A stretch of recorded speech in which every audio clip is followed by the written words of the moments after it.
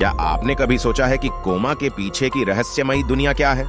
ये एक अद्भुत रोग है जिसका मानवता के विज्ञान के सामने अब तक बहुत कुछ रहस्यमय है। स्वागत है आपका एक नए वीडियो में। कोमा लंबे समय तक बेहोशी की एक गहरी स्थिति है जिसमें एक व्यक्ति को जगाया नहीं जा सकता है। वह दर्दनाक उत्तेजनाओं, प्रकाश या ध्वनि पर सामान्य रूप से प्रतिक्रिया करने में विफल रहता है। सामान्य जागने नींद चक्र का अभाव होता है और स्वैच्छिक कार्रवाई शुरू नहीं करता है। शरीर की सामान्य शारीरिक क्रियाओं को बनाए रखने में असमर्थता के कारण व्यक्ति को श्वसन और संचार संबंधी समस्याओं का अनुभव हो सकता है। कोमा में रहने वाले लोगों को अक्सर अपने स्वास्थ्य को बनाए रखने और निमोनिया या रक्त के थक्के जैसी जटिलताओं को रोकने के लिए व्यापक चिकित्सा देखभाल की आवश्यकता होती है। कोमा के मरीजों में जागरूकता का पूर्ण अभाव होता है और वे सचेत रूप से महसूस करने, बोलने या हिलने डुलने में असमर्थ होते हैं।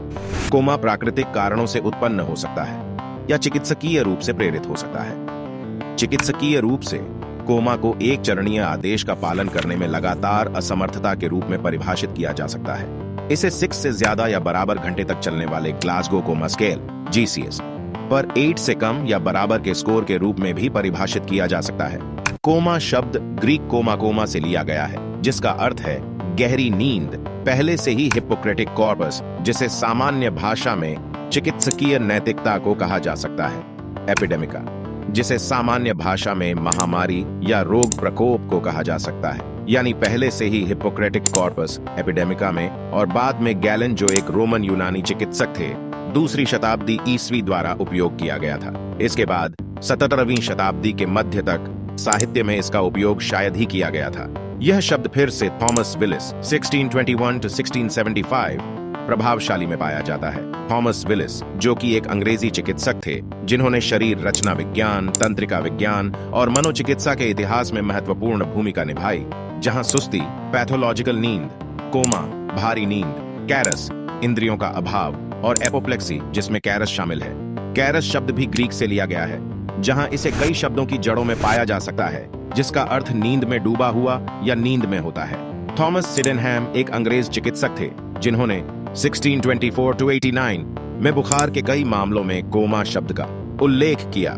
संकेत और लक्षण बेहोशी की हालत में किसी व्यक्ति के सामान्य लक्षण हैं। स्वेच्छा से आंखें खोलने में असमर्थता, एक अस्तित्वहीन नींद जागने का चक्र, शारीरिक, दर्दनाक या मौखिक उत्तेजनाओं के प्रति प्रतिक्रिया का अभाव, मस्तिष्क तंत्र की प्रतिक्रिया बाधित होना, जैसे कि पुतलियां प्रकाश के प्रति प्रतिक्रिया न करना, अनियमित श्वास, ग्लासगो कोमा स्केल पर 3 और 8 के बीच स्कोर कारण कई तरह की समस्याएं कोमा का कारण बन सकती हैं। 40% बेहोशी की स्थिति नशीली दवाओं के जहर के कारण होती है। कुछ शर्तों के तहत कुछ दवाओं का उपयोग आरोही रेटिकुलर एक्टिवेटिंग सिस्टम (ARAS) में सिनेप्टिक कामकाज को नुकसान पहुंचा सकता है या कमजोर कर सकता है और मस्तिष्क को उत्तेजित करने के लिए सिस्टम को ठीक से काम करने से रोक सकता है। दवाओं के द्वितीयक प्रभाव, जिसमें असामान्य हृदय गति और रक्तचाप, साथ ही असामान्य श्वास और पसीना शामिल है, अप्रत्यक्ष रूप से ARAS के कामकाज को नुकसान पहुंचा सकते हैं और कोमा की ओर ले जा सकते हैं। यह देखते हुए कि कोमा में मरीजों के एक बड़े हिस्से का कारण दवा विषाक्तता है, अस्पताल पहले सभी कोमा में पड़े मरीजों का परीक्षण पुतली के आकार और आंखों की गति को देखकर करते हैं। वेस्टिबुलर ऑन्क्यूलर रिफ्लेक्स कोमा का दूसरा सबसे आम कारण, जो लगभग 25% मामलों में होता है, ऑक्सीजन की कमी है, जो आमतौर पर कार्डियक अरेस्ट के कारण होता है। केंद्रीय तंत्रिका तंत्र (CNS) को अपने न्यूरॉन्स के लिए बड़ी मात्रा में ऑक्सीजन की आवश्यकता होती है। मस्तिष्क में ऑक्सीजन की कमी, जिसे हाइपोक्सिया भी कहा जाता है, के कारण न्यूरॉन्स के बाहर से सोडियम और कैल्शियम कम हो जाता है और इंट्रासेल्यूलर कैल्शियम बढ़ जाता है, जो न्यूरॉन संचार को नुकसान पहुंचाता है। मस्तिष्क में ऑक्सीजन की कमी भी ATP थकावट और साइटोस्केलेटन क्षति और नाइट्रिक ऑक्साइड उत्पादन से सेलुलर टूटने का कारण बनती है।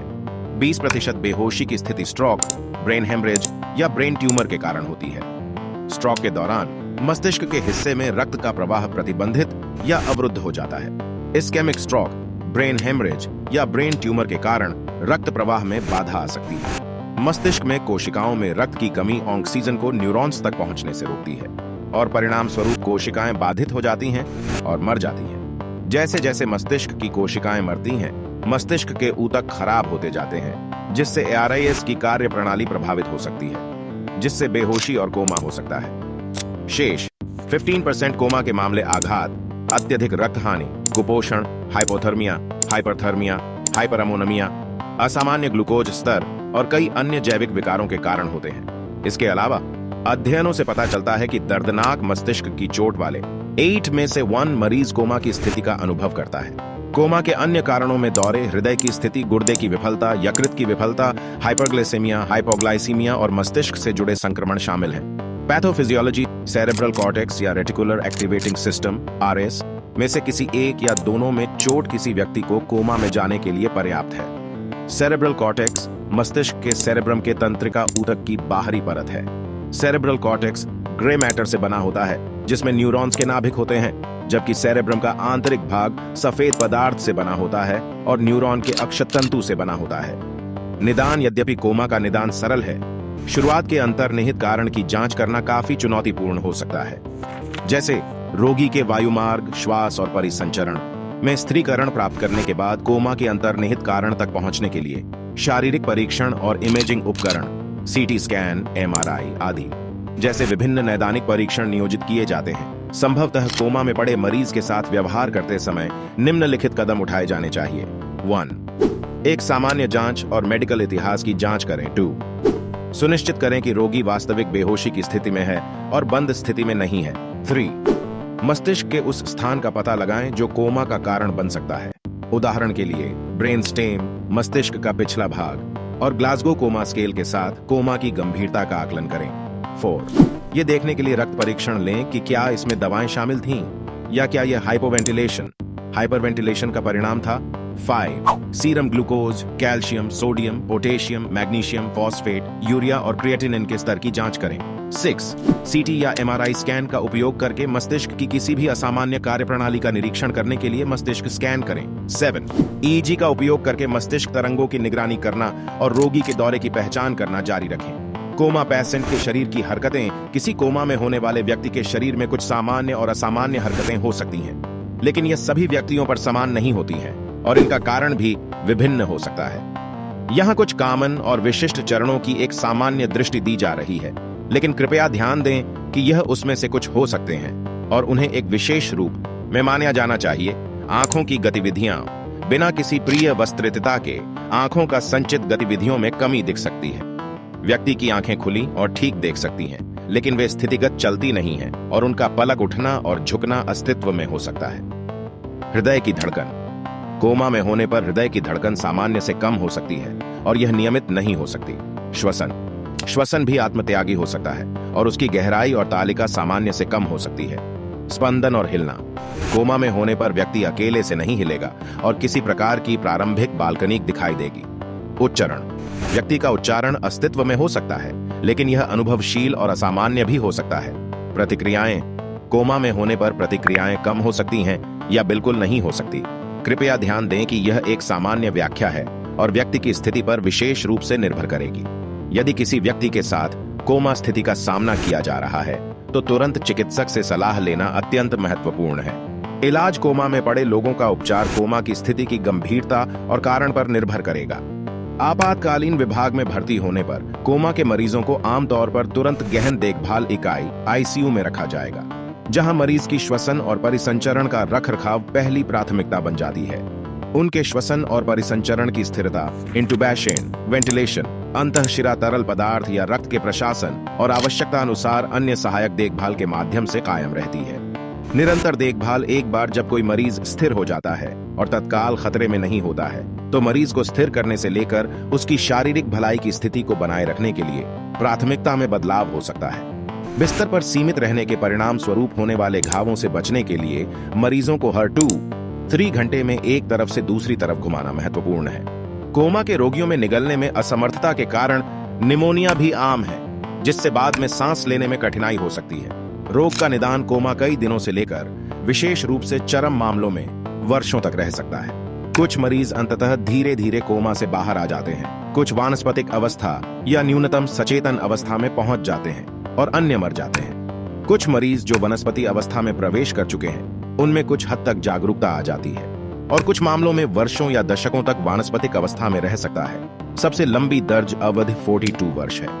रोगी की न्यूरोलॉजिकल क्षति की गंभीरता को मापने के लिए किन तकनीकों का उपयोग किया गया था, इसके आधार पर पुनर्प्राप्ति की अनुमानित संभावनाएं अलग अलग होंगी। ठीक होने की भविष्यवाणियां सांख्यिकीय दरों पर आधारित होती हैं, जिन्हें व्यक्ति के ठीक होने की संभावना के स्तर के रूप में व्यक्त किया जाता है। समय पुनर्प्राप्ति की संभावना का सबसे अच्छा सामान्य भविष्यवक्ता है। उदाहरण के लिए, मस्तिष्क क्षति के कारण 4 महीने के कोमा के बाद आंशिक रूप से ठीक होने की संभावना 15% से कम होती है और पूर्ण वसूली की संभावना बहुत कम होती है।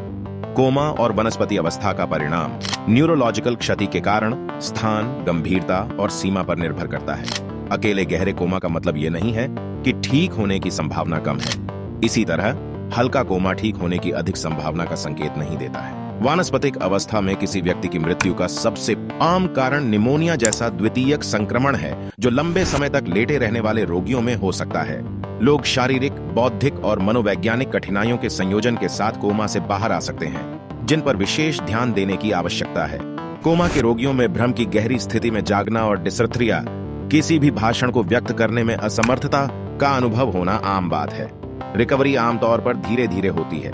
पहले दिनों में रोगी केवल कुछ मिनटों के लिए जाग सकता है। जैसे जैसे उसकी रिकवरी बढ़ती है, जागने की अवधि बढ़ जाती है और अंततः वह पूर्ण जागरूकता प्राप्त कर सकता है।